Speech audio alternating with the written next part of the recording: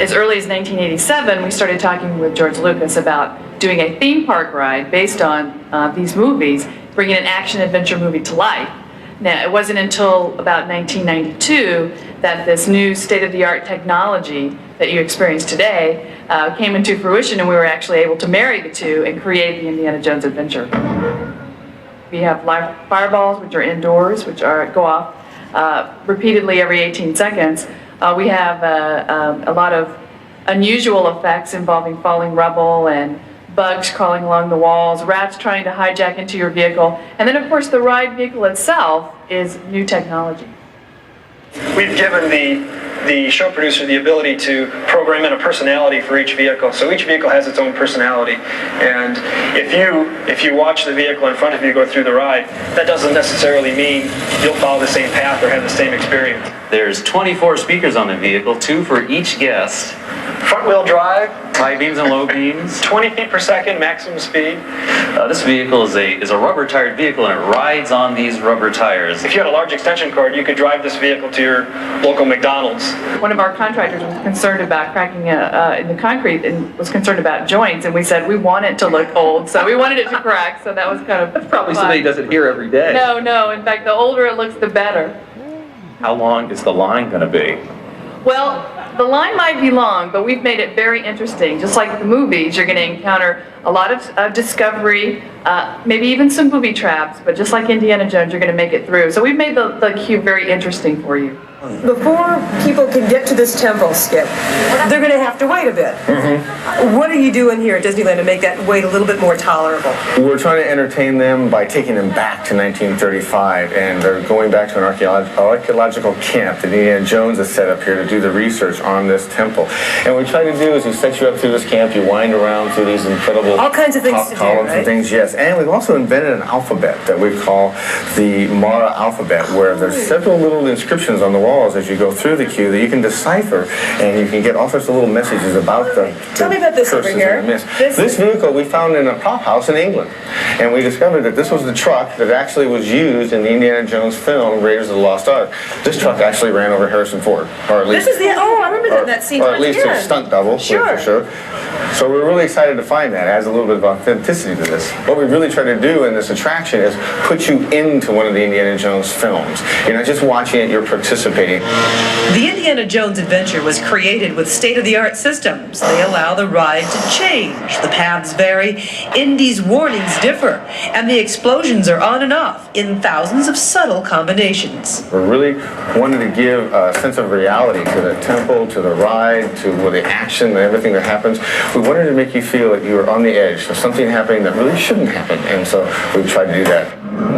And I want to introduce somebody who's going to make that wait for you much easier. This is Chuck Ballou, one of the set designers. Yes, sir. And you did some of this stuff. Yeah, my specialty was murals, sculptures, that sort of small details. We loaded this place up with details to try to help tell the story of the temple, to get people prepared for the doom that waits within. This obelisk was sculpted by the ancient sculptors as a warning of what would happen to you if, in fact, you did look into the Eye of Mara. You guys had some fun with the hieroglyphics, didn't you? Yeah, I helped to develop basically the alphabet we call Maraglyphics after the god Mara. For instance, in the queue here, this piece of verbiage says, "Only one spring can restore youth and vigor." And below it says, "Choose wisely." And these are directly over the drinking fountains. Last promised, I have here the president of Disney Imagineering, Marty Sklar. And Marty, a 40-year veteran of the park, you were here a month before the park opened on July 17th, 1955. Tell me a little bit about the attraction. What makes it so unique? Well, I think this is the first time, really, that we've been able to program a ride to do different things as you go through it. So if you ride it today and come back, get in line again and go back, it'll be different the next time you ride it. And, you know, it's the marriage of great story with new technology that hasn't existed before. Was it an idea that kind of had to wait until technology caught up with it? I mean, you have the ride and the computer programming and the audio animatronics. I mean, I was on it twice. It's fabulous. And I was just thinking when I was going through all the work that had to go into that to coordinate all that technology. Well, we started on this 7 years ago, actually designing the ride system, because something like that didn't exist. And once, it took us about 3 years before we really felt confident enough to even begin developing the story that went around the ride system. So that was probably the most unique thing about it, figuring all that out. And then as it developed, we got more and more confident in being able to do all these improvisations and different changes as you actually go through it each time.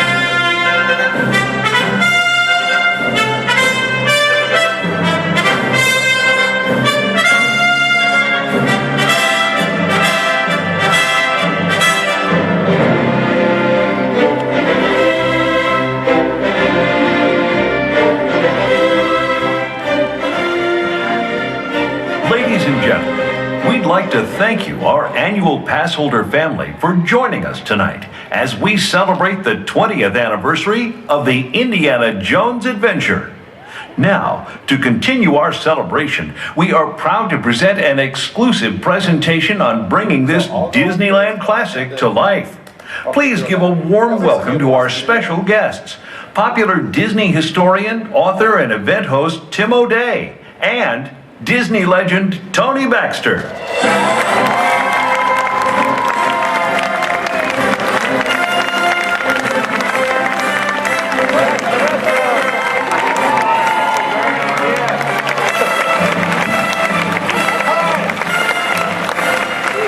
Wasn't that fun to walk out to that music? Yeah, it is. It's It fun. brings back a lot of memories, you know. Wow, I'm looking out here. Look at all the fedoras. Look at everybody. The whips. There are a few. Okay. Yikes. Tony was trying the whip backstage. He didn't bring it out. I know. And if I look uncomfortable sitting here, you know why now. Too many things to carry, you know. I had microphones and glasses. And Yeah, we have to get comfortable. Don't mind us. yeah. How's your night so far? All good? All good? We're going to make it better. How many have been on Indy so far tonight? How many of you are going to go on Indy tonight? That's what we like to hear. That's what we like to hear. Now, I'm sitting here with a bona fide, I never knew what that word meant, but it's really fun to say, bona fide movie fan. Yes, I am. Absolutely. The largest collection of Blu-rays and DVDs, I think, in Anaheim. We were just talking about your Blu-rays, that they're now shiny Frisbees. No, those are Laserdiscs. That's right, Laserdisc. Yeah, I have those too. So, and amongst your favorite movies? Well, I think it would have to be Raiders of the Lost Ark, which I think the day we saw that, we snuck out of WDI. It was in the afternoon, and they were having a sneak preview we found out about over in Pasadena. We had to sit through Excalibur, which was interminable, and we were sailing popcorn boxes. I liked Excalibur. Well, when you knew you were going to see a Spielberg Lucas film, after that was over, it was hard, and I'd seen it already. Oh. So after the indie screening, we sat there numb in the seats, and we just thought, I remember we said, what if that was a Disney film, and what if we had a ride vehicle that could deliver the impact and the energy that the film had? And then we looked at each other. This was Skip Lang, who became the art director, and myself, and we just said, well, that'll never happen. Go figure. Yeah, go figure. Yeah, right. Go figure. And that was when? That was late 80s? 1981. Yeah. Around in 1981, yeah. And it took us a good 10 years to actually come up with a ride system that would do that, actually add something new that had never been done before. And that was, you know, we think of tools like lighting sound and music that help intensify the story. But the vehicles, pretty much like Small World and The Haunted Mansion and Pirates, they just flow through and they don't really add another dimension to the emotional impact. But when a snake comes out at you in Indy, the whole vehicle gives you an emotional reaction to it. So that was cool. So we were talking earlier about when people talk of Indiana Jones, you kind of have preconceived ideas of what that is. Well, we come to you folks and to get, not for the answers, but to make sure we're on the right track. And we found a fun little piece here that was from that era where we went out into Disneyland and asked day visitors back in that era what they might see or expect to find in an Indiana Jones attraction if we built one.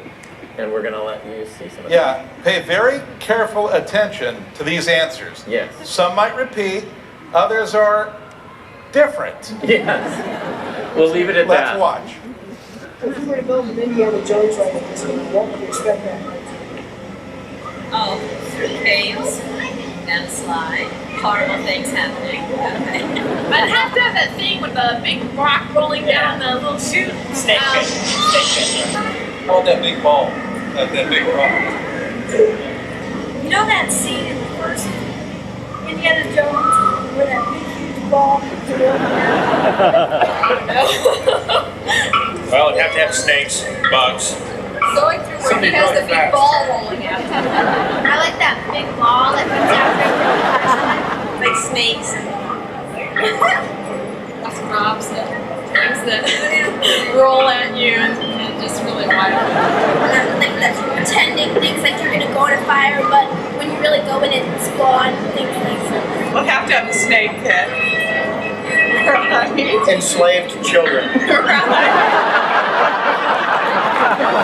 Anything else? No, that would be enough for us. Pretty good. We got most of those in there, don't you think? How many of you would have said enslaved children right off the bat? Yeah. Okay, for those, no, keep raising your hand. Who said that? You can go now. This is Disneyland. Yeah, this is Disneyland. So here's a rendering done by Brian Jowers that shows you just about everything, the kitchen sink included. And I guess, how do I do this thing? Oh, I got it. Okay, well, I want to point it. Just point I lessons don't want to advance the... right there. Okay, the little... Lessons in lasers, right? The little star. Right. So let's play Where's Waldo in this. We had no budget at this time. You get to play at first where they say, do what your heart's desire. This is a fun time. So you can see the Jeep right there, or excuse me, the Troop transport. Yeah. We do not have an official deal with the Jeep people. Yeah. Tony, don't say Jeep, Tony. Yeah, right. Don't mention the Jeep people. Okay, now, if you really look hard, you can see the Jungle Cruise going through the ride in the middle here. Wait a minute, and this rendering is so authentic, you can actually hear the train. That's right. Right there. So imagine that noise, and it would be traveling right through that upper level. And then the most obvious one of all is the minecart ride, which you can see in the loop running right through here. Wouldn't that have been an amazing thing to do? Okay. But you like the one that's here, right? Yeah. Get them all excited. I know. Well, it was a fun time. Yeah. Move the slide. Yeah, next. Okay, so we were doing a little project at the same time that we were doing Indiana Jones. It was called Disneyland Paris. How many have been to our park over there? There's a few. The people who also like enslaved children. Yeah. They were over there. Now, Herbie Ryman had finished all the artwork that he had done for us in Paris, and he said, I have some free time. What would you like me to do? And we said, well, we're really hoping we can get something going with Indiana Jones. So this was just about the last artwork that Herbie ever did for Imagineering. And here are 3 pieces. Before we even had an idea of what it was going to be about, it was just that with the Star Wars licensing with Lucasfilm, we also got this guy thrown in. And truth be told, I like kind of Indy better than Han, but that's me. Oh, I didn't hear anyone applaud. So. You're all looking forward to next year's treat, huh? All right.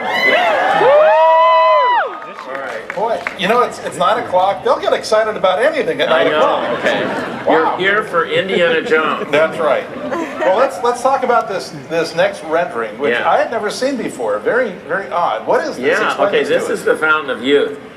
We began playing around with why is everybody going to this temple? What is the point? And so we started thinking about what are some of the great things of mythology that would motivate the guests. And the first one that came to mind was finding the eternal youth, the Fountain of Youth. And so this is one of Brian Jower's early on concepts for that. And if you look, again, where's Waldo time? If you look up there, there's Indy with a torch looking down on the scene. Alex, who put this show together, Alex Williams, pointed that out to me, and I said, I don't think I remember seeing that when we did it. Now, at this point in this rendering, Yeah. the guests on the attraction are kind of passive. Yeah. They're not really engaged in the No, and if you attraction. go to the next one, I think you'll see another example of that. This was before we had developed the idea of having Mara, that you actually threaten her rules. In this case, we just watched Indy do what he did in the film, and this is a sketch, a very beautifully done sketch by Brian with the Thuggies, and we kind of mixed the first film and the second one, Doom, together. And we have Indy taking the idol off the plinth and setting into motion the cacophony of things that would come after you. But it's also kind of a book report, and I'm not a fan of book report rides. I like it where, like Peter Pan is my favorite early ride, where you leave the bedroom and come on everybody, here we go, and you experience the adventure and it's happening to you. And so we did this, and it sort of told us, you know, we really need to find a way of having the guests be responsible for all of the calamities that occur. So, you know. So it's their fault. Yeah, it's your fault. Man. Okay. Well, let's talk about this a minute. You touched on something interesting. I think a lot of people think, if they're familiar with the Indiana Jones films, and they go on the attraction, they seem to think that the attraction is based wholly on the second film, The Temple of Doom. No, it's mostly based on the first film, you know, in one way or another. There's a few asides to that, but most of the little scenes that you pass through are reflections of the first Raiders. Right, There is definitely nothing from the fourth film in this. I didn't say that. That was not editorial.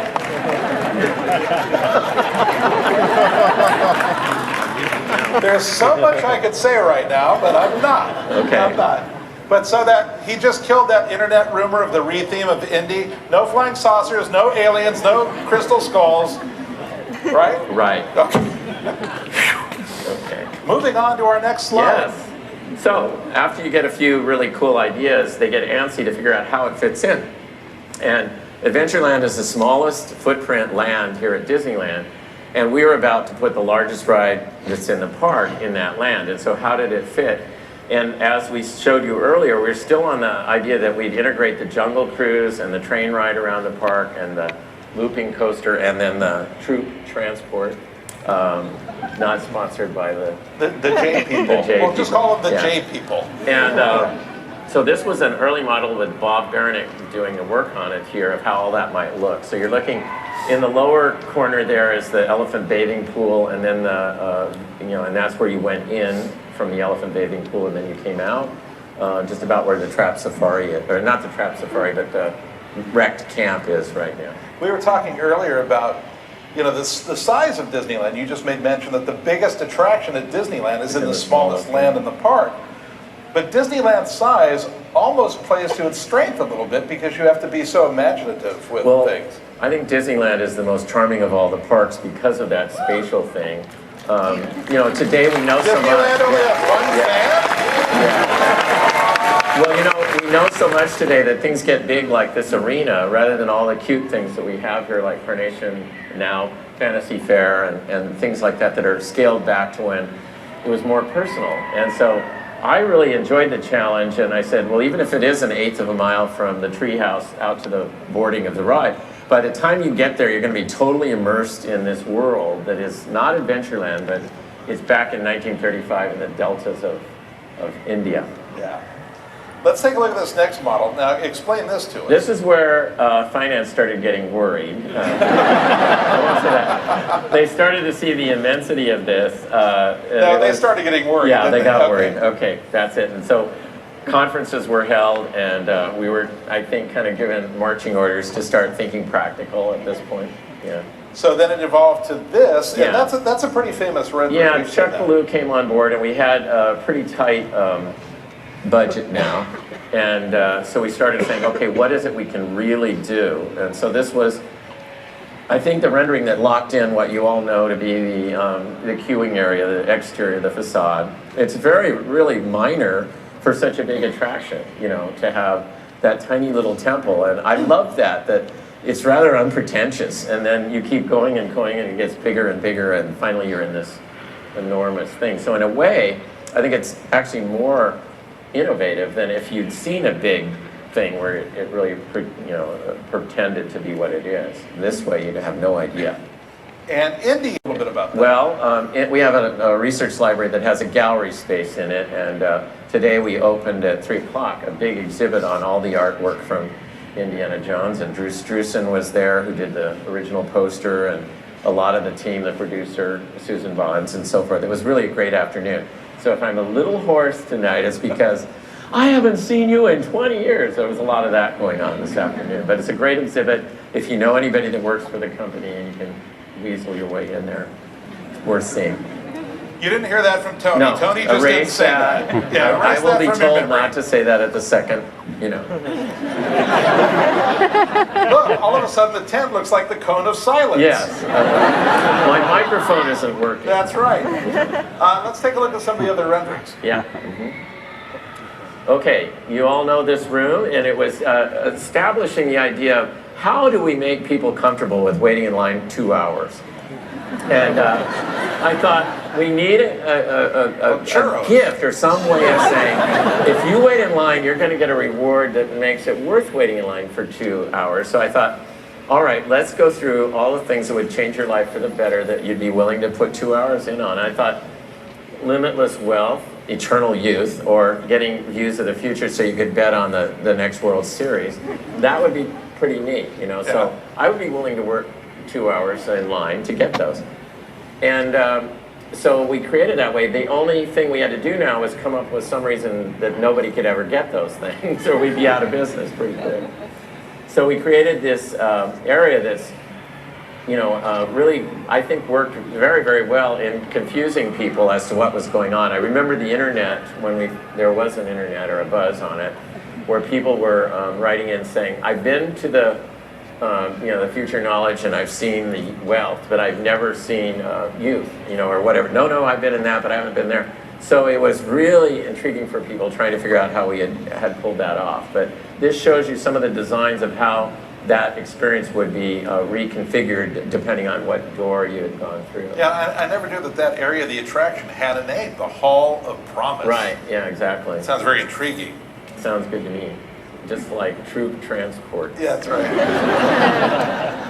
Now this is just indicative of course, someone in your car of 12, and this way you can't see their faces, so you don't know who it is, but I can guarantee you that every single troop transport that's gone past Mara, one of those 12 has looked into the eyes. Because, all right, so how many of you have looked into the eyes of Mara? Okay, all right, so we have never had to give away one Hall of Promise ever. So you're all doing just what we thought you would do. So that's worked out very good for the health of the Walt Disney Company. Yeah. Now this rendering though, there's something in this rendering that I love. Yeah. Indy is wrapped up in this snake. Can you see of all things? Yeah, right there. Again, snuck into the rendering. And this next one, what do we got here? The troop transport is doing what? I didn't say all the things. I mean, once you did that forbidden act of looking into those eyes, there was all manner of things that were indicative of primarily the first film, but everything else. What you heard the guests say, there were bugs, there were snakes, there were skeletons and spirits, and ultimately the dark guys, the what do you call it, the booby traps. That was one that nobody said, oh, booby traps. I would have thought that would have been an obvious one, but and of course the biggest booby trap was the rolling ball, so that became the finale. And it was funny, how many have been on Countdown to, well, now it's called Dinosaur, right? Yeah. Okay. That dates me. So some of you have been on that. That's the exact same ride track as Indiana Jones. And so when I'm riding it, I'm going, there's Indy at the gate, there's the dark people. So when Michael Eisner got to the end of that, there wasn't anything where you go down under where the rolling ball would be. And they got into the unload. He goes, "Where was the rolling ball?" You know? And they said, "Well, this isn't that show." And he said, "I know, I'm just using that as a statement that you need some big thing. So when you go through there the next time and you see the big Tyrannosaurus come out at you, that's their rolling ball." Okay? Yeah. Now, in this rendering, Alex was telling me about this earlier. The little boy driving the troop transport behind me, that looks like Short Round from the second film. He has a little Yankees cap on. And then the older gent in the back seat looks like John Hench. That could be too. Yeah, the great Imagineer. I'll have to ask Chuck when I get back up there. I've never noticed that myself. Yeah. These fans, and Alex is a fan like I am, are really keep you on your toes for figuring this stuff out. I think he's right, though. So we've talked about the troop transport, but let's talk about the ride vehicle itself. A rendering like that is what we did in order to give the engineers a framework of what the vehicle was going to need to do. So what you saw there of the transport going down the stairway, we knew we weren't going to go down real stairs, but we had to see if we could make the thing feel like you were going downstairs. So that was the start, and then George McGinnis, who has done countless ride vehicles here at Disney, he and Bob Gurr were pretty much responsible for everything you've ridden from a vehicle standpoint. He most recently did the Americana cable cars up there in Glendale. Those are great. Yeah. And so George began developing the ride vehicle from a aesthetic and functional standpoint. And then we went on to bring in Topper Helmer, who started doing these sketches that you saw one of that would demonstrate the vehicle doing a lot of really out-of-control things. And for the most part, we were able to get it to do these things. So on the next one, you'll see... so we have the collapsing bridge. Yeah, we were able to do that. The molten lava. And to go off the edge of the cliff a little bit, yes, we were. However, we weren't always able to do everything. And you wanted to have boulders falling. Yeah, we wanted to have boulders falling on the car, and that... You know, when we went in there, they told us no. And it wasn't so much that we were going to hurt you guys, it was that we might damage the car, actually. But now, we did, however. Yes, tell them this story, because I wasn't aware of this. No, I was really wanting to do this. I said, you know, no one's ever been able to have something fall. You either use rubber rocks or something like that, and it looks fake. So we came up that ice has the same consistency as real slate stone. And so we developed an ice machine. It was in the ride for about 6 weeks. Did anyone here get to see it when it worked? There are a few. This is like the Hatbox Ghost in terms of legend. And it worked great, and then it would hit, it would break into a smithereens right in front of the car, just like real ice. It was colored with tea, so it looked like brown rock. And then it cascaded down into the pools at the bottom, and then the goal was for it all to be pumped back up. But it didn't melt. And so it became a jam up down there, and it just built up and built up until there were big piles. And none of the guys wanted to go in there and push it along. So they ended its life. And they said the ride is good enough without it. But it really was neat when we had it in there. Yeah. Now, let's talk a little bit about the really unique track system, if you will. Yeah, it's not really on a track. The slot in the floor is it transmits the data and the power on board, but it's a four-wheel drive. All the wheels are independent, so we could literally curve them in and put the brakes on, or we could swerve and slide the car back and forth. So as you ride through that, you are literally experiencing the driving commands that are individually sent out to each vehicle, so they're all slightly different, doing different things along the way. Now you had a name for the vehicle. The Enhanced Motion Vehicle. But you also had a nickname for it. Yes, I did. We did not know it was going to work. So the company was really leery about having it attached to a Lucas, project. So we came up with a name that in no way, if it failed, and we didn't do it, would be attached to Lucasfilm. So we thought we were in the clear completely. So we came up with a name for this vehicle. It was called the Thor vehicle.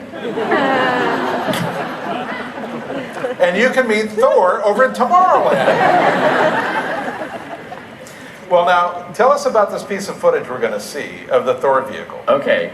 Before we could prove it out from an engineering standpoint, a bunch of us that are just closet engineers jerry-rigged a thing where we bought a truck and we put a off-the-shelf mall type simulator. You saw these things in malls where you'd pay $5 and you'd watch this little video while you bounced around. And so we bought one of those, put it on the back of a truck, and then put cardboard framework on it so it would look kind of like the Indy Jeep. And this is what you're going to see right here. It's the Thor vehicle, Phase 1. All right, let's take a look.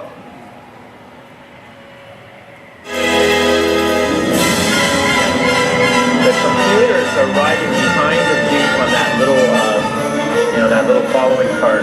And now, in terms of your life, in this case, it was based on the Jeep, the enhanced motion vehicle, being able to follow that white line painted on the ground.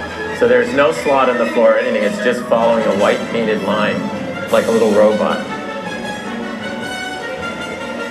So the computers are really in the back on that little trailer? trailer? That little cart. And we blindfolded people and we played Sala's voice saying, "Oh, Indy, we're about to go over the cliff." And it was so convincing that after writing that, they gave us the go-ahead to go into production on it.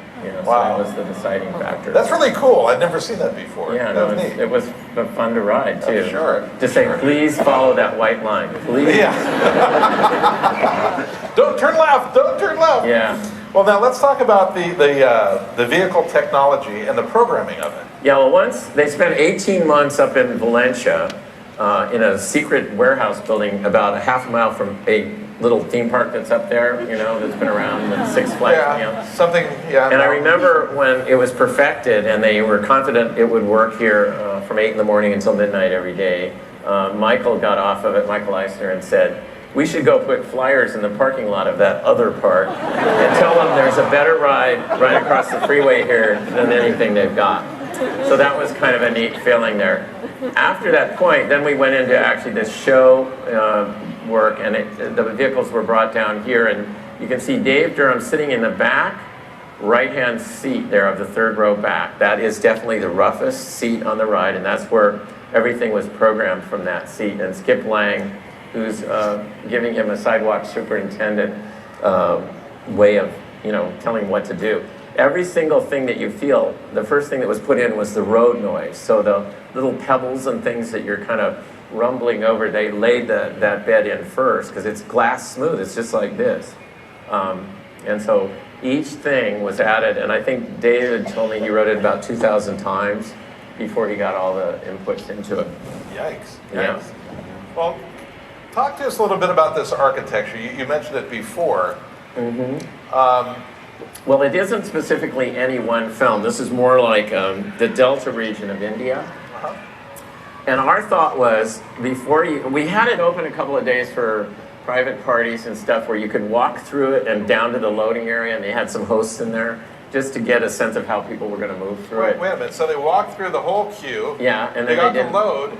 And our goal, and this is what was neat, is people were excited and thrilled just to get to do that, And I thought, well, if you think about it, we should develop as cool a thing here as you would actually experience going to Angkor Wat or any of the great temple regions of the Southeast Asian area. And that's what we've, I think, done. By the time you get to the loading platform, you've had a pretty good experience for the real world, And at that point, then you get on a Disney quality ride, and we figured that was the way to take it over the top. Well, I'm trying to understand these previews. So they go through the queue line. Yep. They get to the loading area, and the cast member says, "Psych." Yeah. No, they tell them how cool the ride is going to be, and we'll experience. We want you all back here on March 3rd, and want to be cool. And it was just like tonight. They were sold out well in advance just to get that little peek. And then, of course, the buzz. It was good buzz. So. It was a good experience. Yeah. We were so excited to see people in there, Let's talk about this little relic here. Yeah, this is kind of controversial. This is, in blood, this is the actual vehicle that was from Raiders of the Lost Ark. It's got all the accommodations for the stuntman to go underneath the vehicle, and you can see that brand that's a German car manufacturer that's not Jeep. That's not Jeep. Yeah, and they're really cool vehicles. It's been broken off by Harrison Ford, and to further this, there's a little golf ball right there. Now it'll be stolen now that I pointed it out to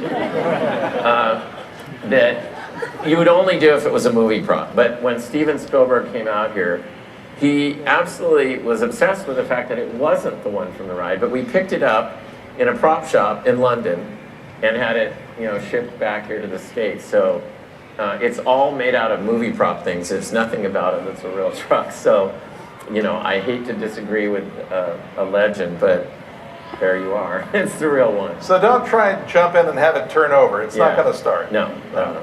All right, let's move on to the Maraglyphics. Yeah, and you all got a decoder card, I think, tonight. And that was courtesy of Alex's great idea to bring that back. So the middle sign there says, "Beware of the eyes of Mara." And we sort of set up in that mural there the 3 opportunities that the temple brings to life. And then over on the obelisk, this is the obelisk of doom, which shows you all the terrible things that could happen if you don't obey the rules of the temple, and of course a few people don't. And that great footage that we showed you at the beginning, you saw the bit about the 2 fountains there. So I'm not going to tell you which one brings life and which one is death. So of all the fountains in Disneyland, this is probably the one you don't want to drink out of. Nice meeting half of you tonight. Yeah, right. Now, there's also kind of a cool thing on the wall behind the obelisk. Yeah, if you look closely, there's a lot of initials of team members. But the one that always puts a lump in my throat is the last one is a FW in Maraglyphics, and that was for Frank Wells, who had passed away right about that time. And that was our little aside to Frank. Yeah. Now we have a real fun piece of footage that, again, I wasn't aware of. I hadn't seen before, which was kind of cool. But you attribute this to when you were going through your Sunset Boulevard phase. Yes. This was in the show early on, and then to accommodate more intense information about safety, we had to trim it. So they took this out, but I was really into the musical Sunset Boulevard. I don't know, this Norma Desmond thing and whatnot. So Pam Fisher, the writer, listened to me ragging on about this play, and so she wrote this Nora West character into the pre-show. So you haven't seen this for about 10 years now, I don't think so. And also listen to the prediction about Major League Baseball at the end. All right? Let's take a watch.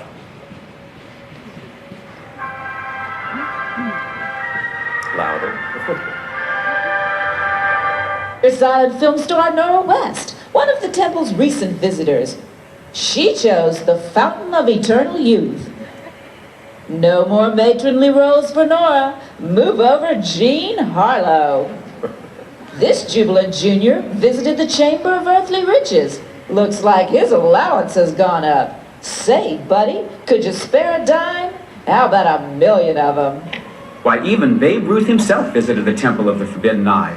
He entered the Observatory of the Future. Now he predicts that baseball players will someday be paid millions of dollars a year. Perhaps even the vision of the gods is a bit blurred. Will it happen?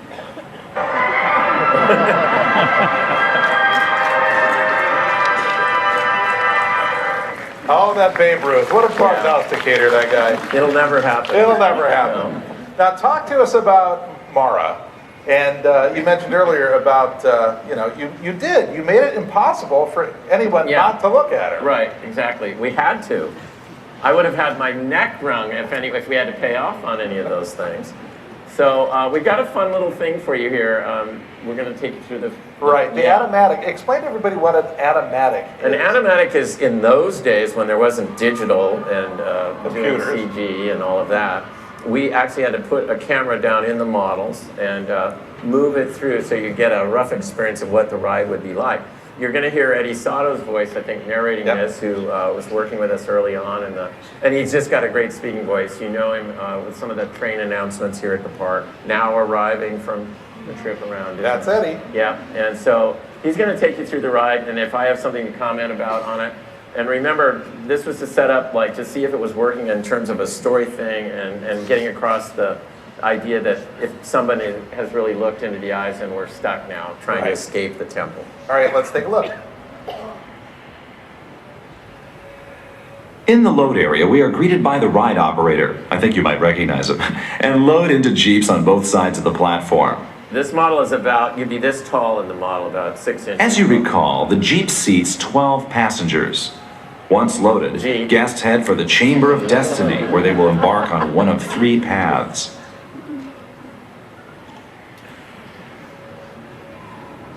Icons above each door clearly show that the Jeep ahead went through a different door, either the path to future knowledge to your left or the road to youth to your right.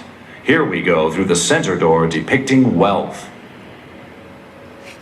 The idol at the end of the Hall of Promise will again be lit according to the door you pass through. The eyes explode in a fit of anger as someone has looked. Control of your vehicle is seized by the angry spirit and plunged into the tunnel of torment, which features a lightning decay special effect. This is the transition point. The entire feeling, character of the ride changes from a Jeep tour to a wild adventure. We also transition from white to black light. At the gates of eternal doom, we see Indiana Jones for the first time, keeping the gates closed, allowing us to escape. This rendering depicts the kinetic feeling of the big chaos room. Here guests will see other vehicles, encounter dramatic special effects, fires, steam explosions, falling debris, and a death ray from a huge skull as they try to escape. The scale of the room, 50 feet deep, 140 feet long, and 100 feet wide, will add to the sense of peril. The first high-speed portion of the ride will be through a rockwork grotto filled with mummies and a huge wind effect. After squishing through a room filled with bugs using a headlight projection effect, guests will get their chance to cross the perilous suspension bridge. The bridge ropes will sway and accentuate the motion of the Jeep itself. Leaving the treacherous bridge behind us, sinister gargoyles seem to loom above. We ask ourselves, snakes, why did it have to be snakes? Suddenly, a huge animated cobra strikes out at us, the invaders of his lair. Sliding wildly down an eroding bank, we enter the candlelit interior of the giant skull. Racing past the lava pit, we enter the dark rat cave where we will use the motion base and steering of the Jeep to its fullest extent prior to bursting through a projection of rats jumping into the vehicle. We blow through a crossfire of poison darts into a narrow cavern. Here we see Indiana Jones dangling overhead. Suddenly, the giant ball is revealed, rolling toward us.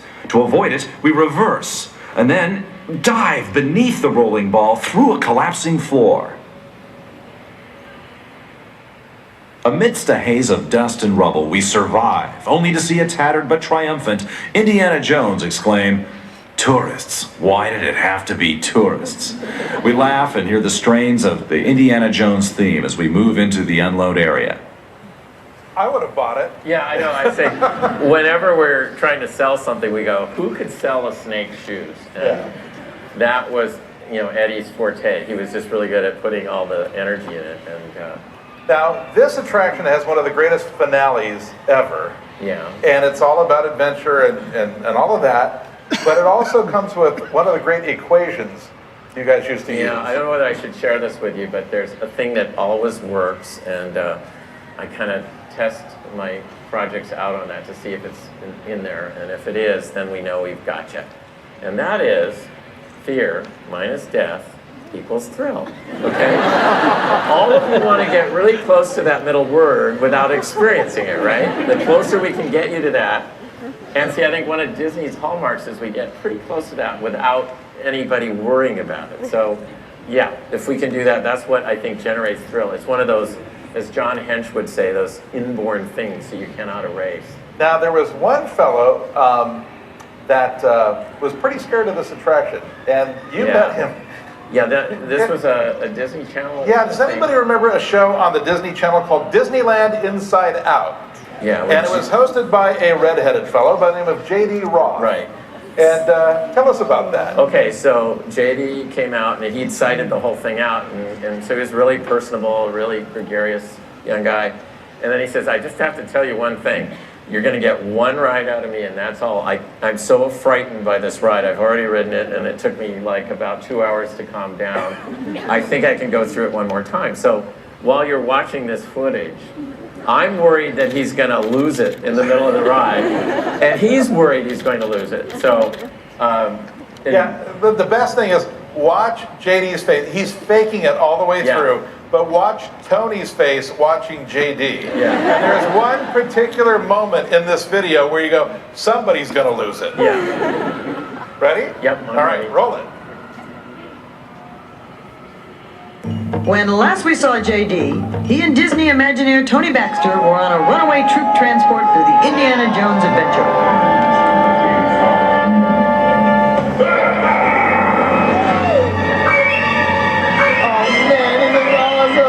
One of the most amazing things about this ride is you never take the same trip twice. Computers actually decide your fate, changing the effects you experience every time. Okay, so there's fire up here. That's right. We've got fire, we've got falling rock. And it all has to happen every 18 seconds. Kidding. There's someone else right behind us. All these things have to happen. In a movie, it's only one. And we're moving here pretty from fast. 8 in the morning till midnight, every 18 seconds, no matter what you're doing, something in here is happening. It is an incredible ride.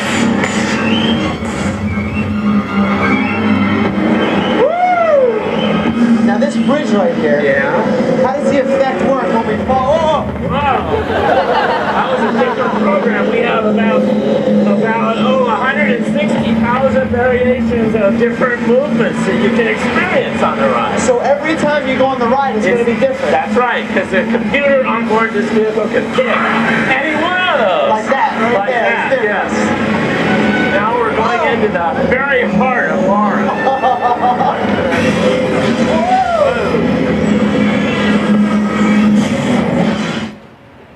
So there you are. Well, now, Tony, talk to us about bringing something like this from just the germ of an idea to reality. Well, you know, Brian is an incredible artist, and this was a painting that we agreed we were going to try to do. But one of the things I'm always really conscious of, some other companies, which will remain anonymous, cheat a little bit and say, this is what we're going to build, and then you go out there and there's a name placard and a roller coaster or something. But we put this out there, and I said, it's really, you know, to all of our credit to try and deliver on this so that it fulfills the promise we made to the guests. So if you look at that rendering, and then we'll cross-dissolve here to how it came out, I think we came pretty darn close to what we promised people we were going to be able to deliver. So, I should say. So, we're going to wrap up, but I think I can speak on behalf of everybody here in the audience to thank you and all the great Imagineers. You're terrific team of Imagineers who brought Disney to life here at Disneyland. And, well, if adventure has a name, it's Indiana Jones, right? So thank you, everybody. We're going to leave you with one last clip, and we hope you have a great night tonight here at Disneyland. Thank you. Dare to cross forbidden boundaries to the ultimate adventure. Come on!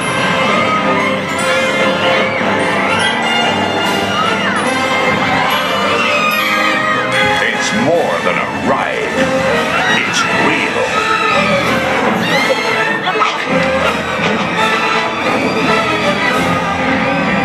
Now your fears have a name. The Indiana Jones Adventure, new at Disneyland. Thank you to all of our valued annual pass holders for joining us tonight to celebrate the 20 years of thrilling fun and excitement of the Indiana Jones Adventure. We hope you enjoyed this special presentation as well as the rest of your evening here at Disneyland.